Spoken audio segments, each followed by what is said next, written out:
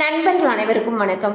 இன்னைக்கு நம்ம அந்த வீடியோல நாளை தமிழகத்தில் மீண்டும் பல மாவட்டங்களில் கனமழை என்ற தகவல் வெளியாகியுள்ளது. ஸோ அதை பத்தி தான் இப்ப நம்ம பார்க்க போறோம். தமிழ்நாட்டில் வடகிழக்கு பருவமழை அடுத்த வாரம் தொடங்க இருந்த நிலையில் அரபிக்கடலில் முதல் சூறாவளி புயல் உருவாகியுள்ளது. இந்த புயலுக்கு சக்தி என்று பெயரிடப்பட்டுள்ளது. இதன் காரணமாக சென்னை உட்பட 12 மாவட்டங்களுக்கு கனமழை எச்சரிக்கை விடுக்கப்பட்டுள்ளது. மேலும் தென்னிந்திய பகுதிகளின் மேல் ஒரு வளிமண்டல கீழடுக்கு சுழற்சி நிலவுகிறது. இதன் காரணமாக இன்றும் நாளையும் தமிழகத்தில் அநேக இடங்களிலும் புதுவை மற்றும் காரைக்கால் பகுதிகளிலும் இடி மின்னலுடன் கூடிய லேசானது முதல் மிதமான மழை பெய்யக்கூடும் என்று தெரிவிக்கப்பட்டுள்ளது.